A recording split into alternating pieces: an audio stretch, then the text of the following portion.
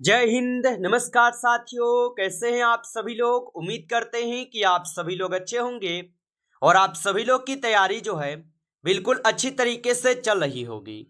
तो साथियों, आज की इस क्लास में हम सभी लोग जो है MPESB हॉस्पिटल असिस्टेंट एग्जाम 2026 के लिए टॉप ऐसे इंपोर्टेड और चुनिंदे क्वेश्चन को देखेंगे जो कि साथियों आपके 24 जून के एग्जाम के लिए जो है काफी ही इंपोर्टेंट है। तो आप इस क्लास को बिल्कुल अच्छी तरीके से लास्ट तक देखिएगा और इस क्लास में दिए जाने वाले इन सभी क्वेश्चनों को आप अच्छी तरीके से जरूर याद कर लीजिएगा, जिससे कि आप जो है अपने एग्जाम में सभी क्वेश्चन को आसानी तरीके से बना पाएंगे। तो चलिए क्लास को स्टार्ट करते हैं।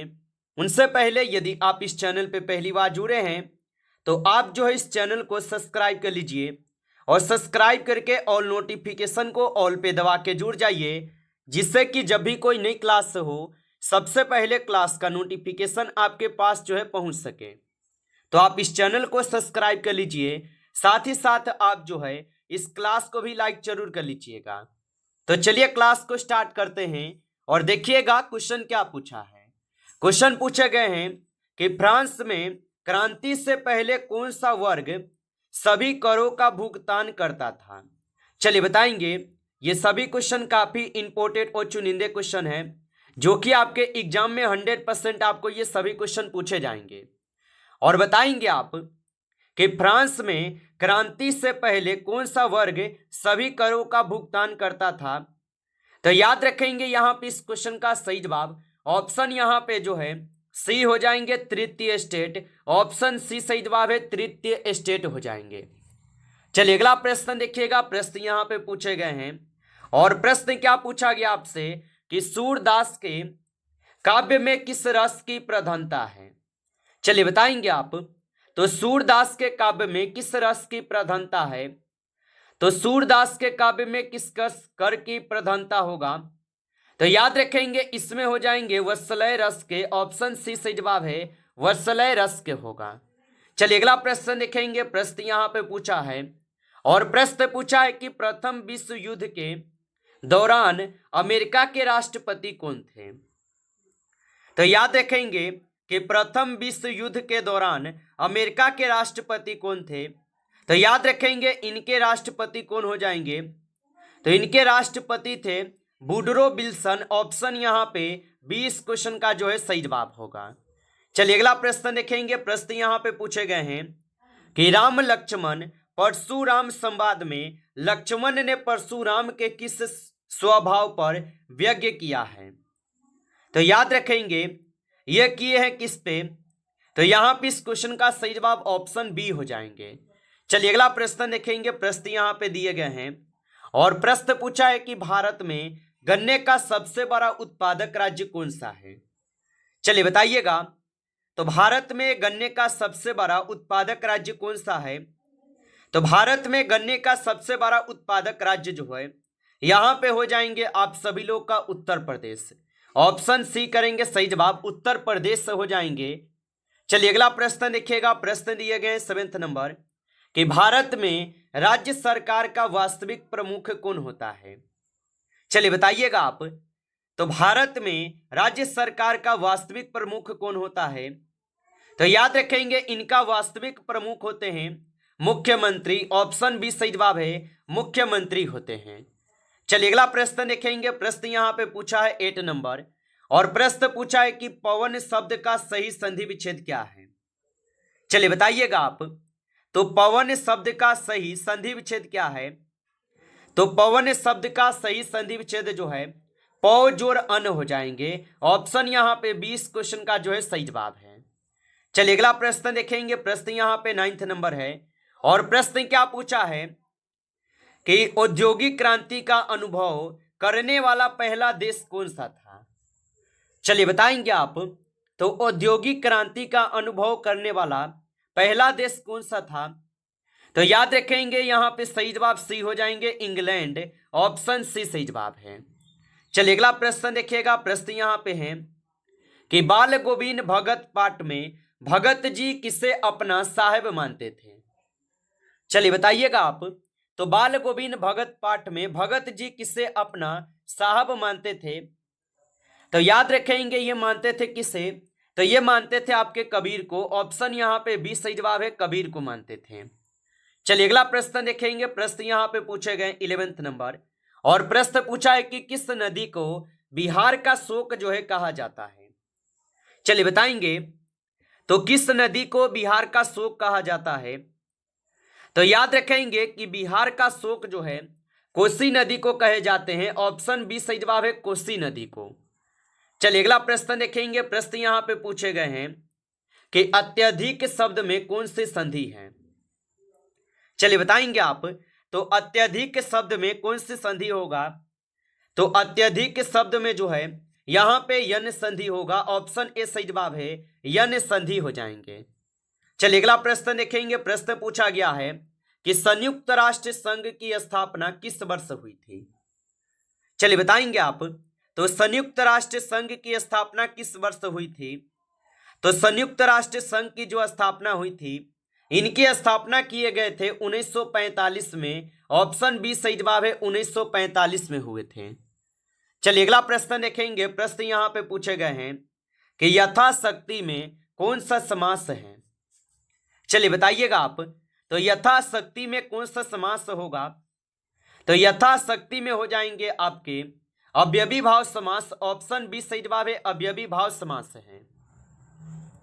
चलिए अगला प्रश्न देखेंगे। प्रश्न यहाँ पे है कि किस ग्रह को लाल ग्रह जो है कहा जाता है।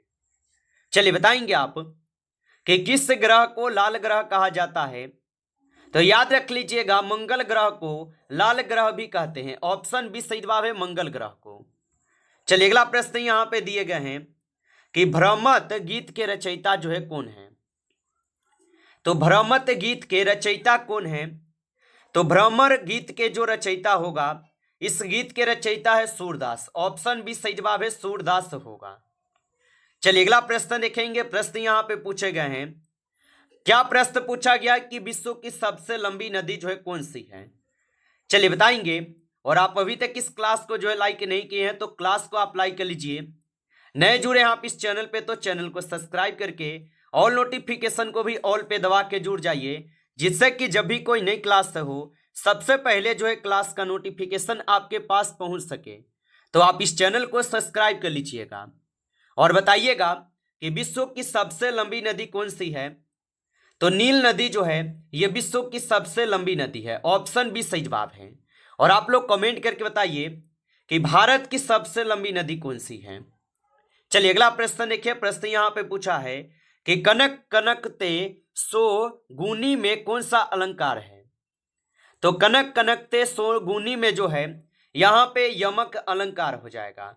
ऑप्शन बी लगा रहे हैं, तो सही जवाब है यमक अलंकार हो जाएंगे।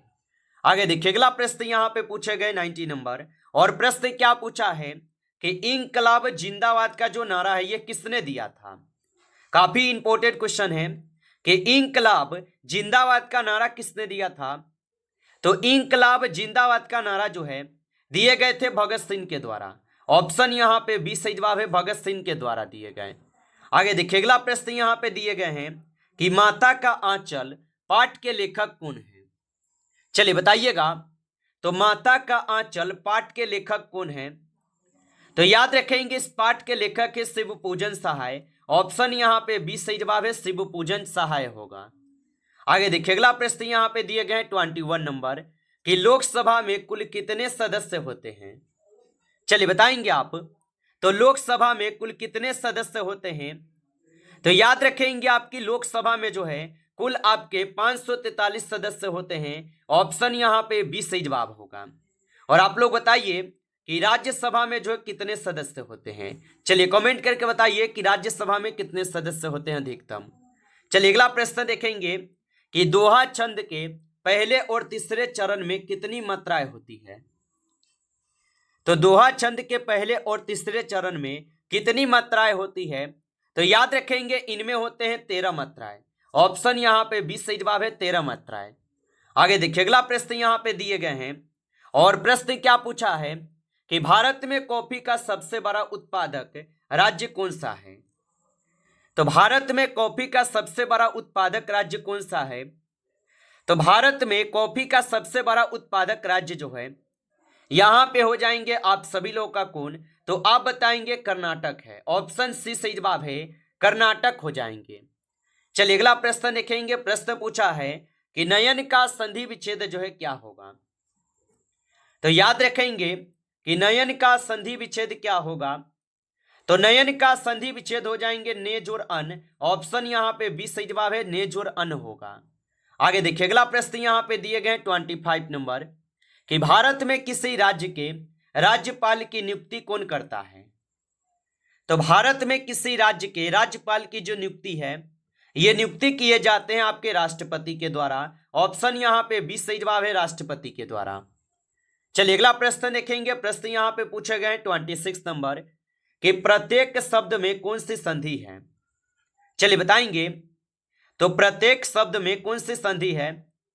तो प्रत्येक शब्द में जो है यहां पे हो जाएंगे यन संधि। ऑप्शन यहां पे बी करेंगे सही जवाब, यन संधि हो जाएंगे।